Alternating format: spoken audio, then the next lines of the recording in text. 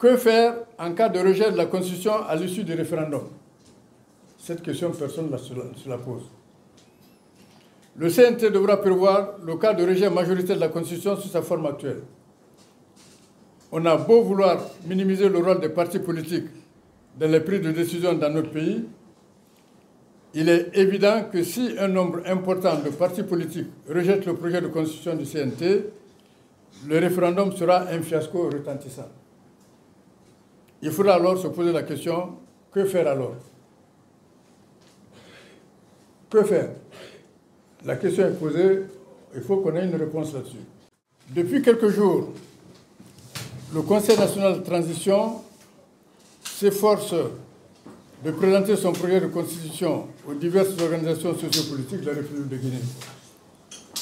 En ma qualité de dernier candidat à la toute première élection présidentielle de décembre 1993, encore en activité en Guinée, je crois qu'il est de mon devoir de communiquer à la communauté nationale et internationale mon avis sur ce projet de constitution.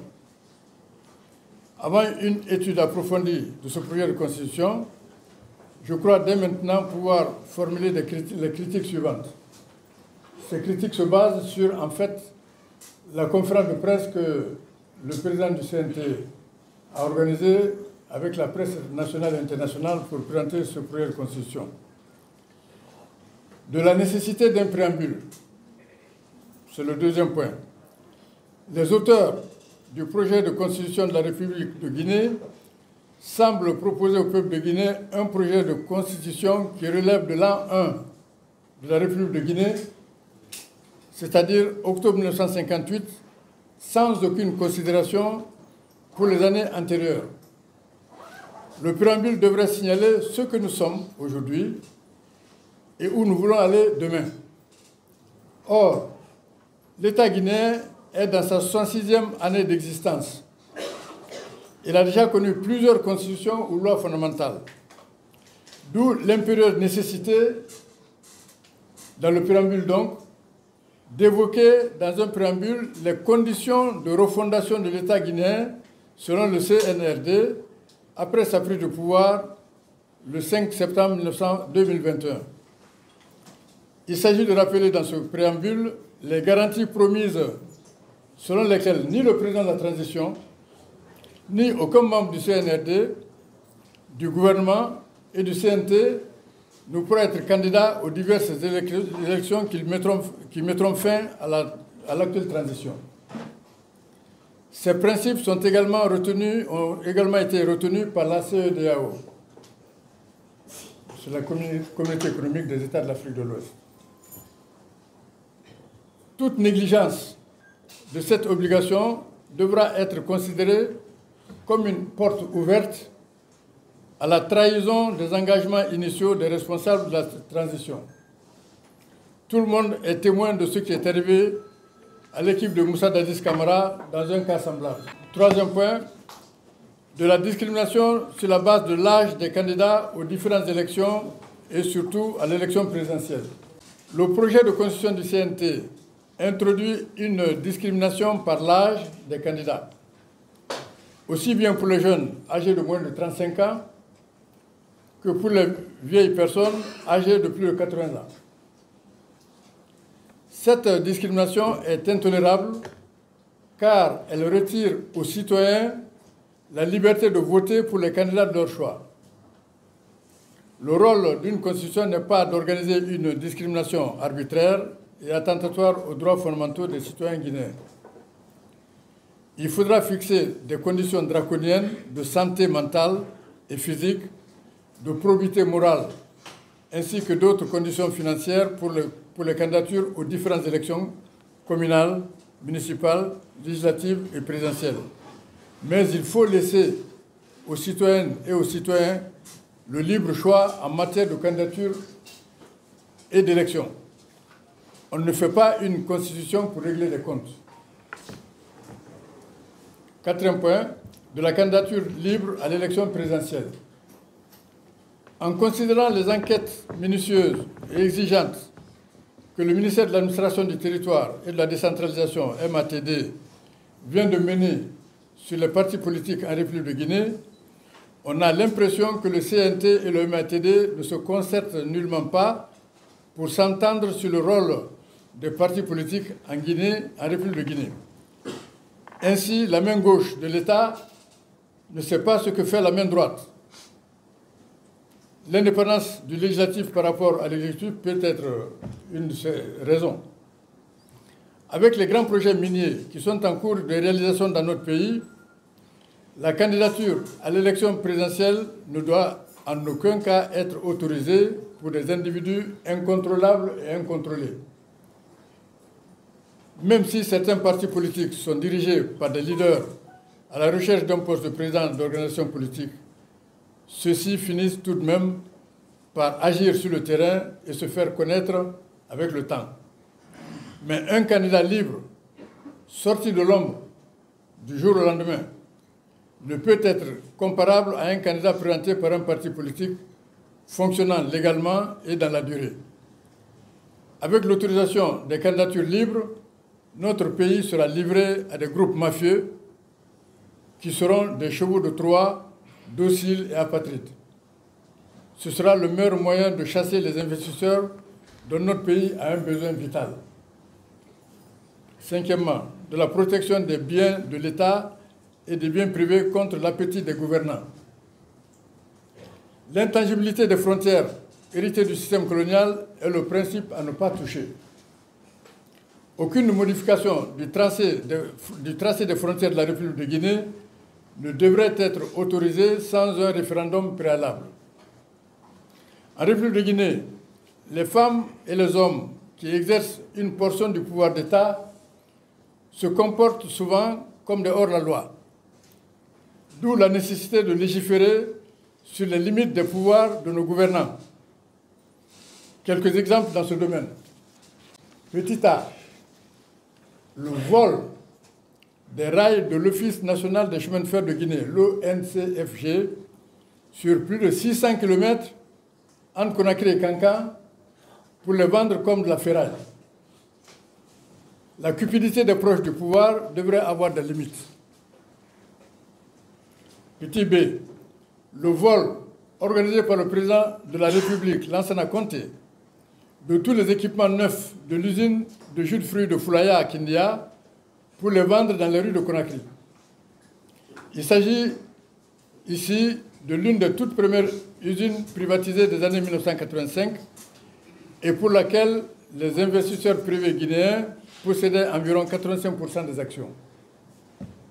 Petit C, un secret d'État bien gardé était entretenu autour de l'actionnariat de la société d'économie mixte turco-guinéenne pour la gestion du port autonome de Conakry. Dans cette société, le président Alpha Condé se serait attribué à titre personnel plus de 40% des actions de cette société. Un président s'offre 40% des biens de la société, alors que l'État guinéen n'avait que 15%. Aucun chef d'État ne devrait avoir le droit de s'attribuer une quelconque part du patrimoine national. Un tel acte devrait conduire le président Alpha Condé devant la haute cour qui juge les chefs d'État pour trahison. Alpha Condé devait être traduit, et il doit être traduit devant les tribunaux pour trahison, haute trahison. Pour le moment, il est à l'extérieur, mais lorsqu'il viendra, il subira les conséquences de ses actes. Petit D, tout le monde sait aussi comment des anciens premiers ministres se seraient attribués des maisons appartenant à l'État guinéen, en prétendant les avoir achetées. Mais à quel prix? Lorsque vous êtes le propriétaire et le vendeur, on sait à quel prix vous achetez alors. Donc, sixièmement, de l'égalité des citoyennes et des citoyens devant la loi. Dans notre pays, il y a des citoyens qui se croient encore plus égaux que d'autres. Ainsi, des citoyennes et des citoyens croient devoir ignorer la loi et les droits d'autres compatriotes. Sans vouloir stigmatiser une région particulière, je crois pouvoir citer le cas flagrant de l'ingénieur agronome et ancien préfet de l'Eluma, M. Samba Eri Kamara. Suite à l'assassinat de sang-froid d'un jeune de cette préfecture par un citoyen qui se croyait au-dessus de la loi, des notables locaux ont décidé que le préfet en fonction ne devrait pas les commander à cause de son origine ethnique. Un décret présidentiel finira par affecter le fonctionnaire en question à Mamou jusqu'à son départ récent à la retraite. Les plus belles formulations généreuses des termes du projet de constitution ne serviront à rien tant que ces problèmes d'égalité des citoyennes et des citoyens devant la loi ne trouveront pas une application honnête et sincère. Septièmement, que faire en cas de rejet de la Constitution à l'issue du référendum? Cette question, personne ne se la pose. Le CNT devra prévoir le cas de rejet majoritaire de la Constitution sous sa forme actuelle. On a beau vouloir minimiser le rôle des partis politiques dans les prises de décision dans notre pays, il est évident que si un nombre important de partis politiques rejettent le projet de constitution du CNT, le référendum sera un fiasco retentissant. Il faudra alors se poser la question, que faire alors? Que faire? La question est posée, il faut qu'on ait une réponse là-dessus. En rédigeant cet avis critique sur le projet de constitution préparé par le CNT, je ne peux m'empêcher de penser à mes amis et compagnons de lutte pour la démocratie et l'état de droit en République de Guinée, notamment au premier candidat à la toute première élection présidentielle pluraliste de décembre 1993. Ce sont Ba Mamadou, Siraju Diallo, Jean-Marie Doré et Alpha Condé qui aura été la honte de notre génération en s'attribuant un troisième mandat présidentiel illégal. Le projet de constitution qui est en cours de présentation aux différentes forces vives du pays ne ressemble nullement à la Guinée et ne peut non plus servir de lien pour l'unité nationale. Il faudra que les membres du CNT reprennent rapidement leur copie en y apportant les modifications indispensables. Sinon, le peuple de Guinée, dans sa grande majorité, rejettera cette constitution en votant non, comme en septembre 1958. Maintenant, la deuxième partie, je l'appelle complément d'observation sur le projet de constitution du CNT. 1. Sur le plan formel. Ponctuation, orthographe.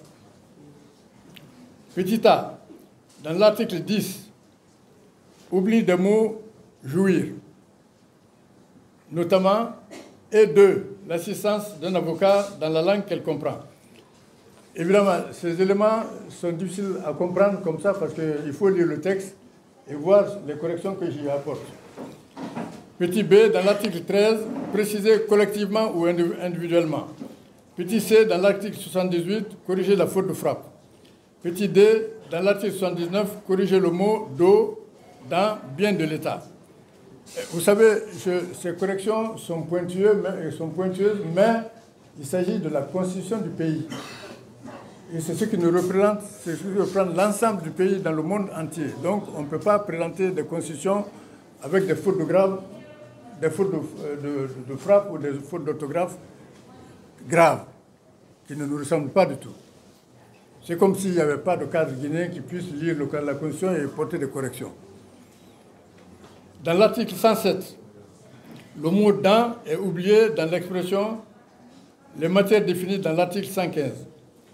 Petit f, dans l'article 122, revoir la troisième ligne. Petit g, dans l'article 149, sur la quatrième ligne, corriger le mot « justifiant ». Petit h, dans l'article 157, remplacer le mot « formé » par le mot « formulé ». Vous voyez, quand vous dites « formulé » à la place de « formé », on comprend très mal votre phrase. Petit i, dans l'article 162, dans le troisième alinéa, remplacer le mot « au » par le mot « qui ». Petit j, il y a enfin des fautes de ponctuation à revoir et à corriger. Deuxièmement, sur le plan du contenu des lois. 2.1, le préambule. Bien que l'article 202 évoque la charte de la transition élaborée par le CNRD, le projet de constitution ignore tous les engagements pris par les membres du CNRD à savoir que ni le président de la transition, ni les membres du CNRD, du gouvernement et du CNT ne seront autorisés à faire acte de candidature pour les élections qui mettront fin à la transition. Élections locales, municipales, législatives et présidentielles. Le silence du projet de constitution sur cet engagement formel du pouvoir en place peut être considéré comme un encouragement pour ceux-ci de se présenter aux prochaines élections en provoquant une instabilité qui mettra en cause la paix sociale en République de Guinée. Deuxièmement, article 1er. Il manque un article où l'annonce de l'intangibilité des frontières héritées du système colonial, comme admis par la communauté africaine. Cet élément manque et on doit le mettre. C'est très important pour la sécurité du pays et l'intangibilité de ces frontières. Il faudra également il faut qu'il y ait un référendum pour toute intention de modification de frontières de la République de Guinée. Un président tout seul ou un parlement ne peut pas, disons, décider de la modification des frontières sans qu'il y ait un avis de l'ensemble de la population par référendum. 2, 3, sur l'article 14, prévoir les déplacements pour cas de force majeure ou pour raison d'État. C'est des déplacements de population, on le voit avec les constructions de barrages. Il y a des villages qui sont complètement déplacés, mais si ce n'est pas protégé par la Constitution, ça devient illégal. Alors, 2.4, article 41, ajouter sur la liste des institutions de la République le Conseil supérieur de la défense nationale. 2.5, article 45, petit a, supprimer la limite d'âge, moins de 80 ans, pour les candidatures à l'élection présidentielle. Petit b, supprimer les possibilités de candidature libre. 2.6, article 84, que signifie le terme, citation, principe d'égalité, de probité, d'inclusion, de compétence et de représentation territoriale. La représentation territoriale, comment est-ce que la loi peut-elle organiser cette représentation territoriale? Question posée aux auteurs de la Constitution, du projet de Constitution. 2.7, article 103. La candidature aux élections législatives est seulement permise pour ceux et celles dont l'âge varie entre 21 ans et 80 ans. Comment justifier ces discriminations? 2.8, article 110. Pour être sénateur, tout candidat doit être âgé entre 40 ans et 80 ans. Prière supprimer cette fixation entre les compatriotes qui ont dépassé l'âge de 80 ans. Article 145.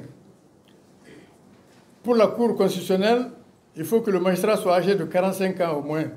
Ici, il n'y a pas de limite d'âge en dessous.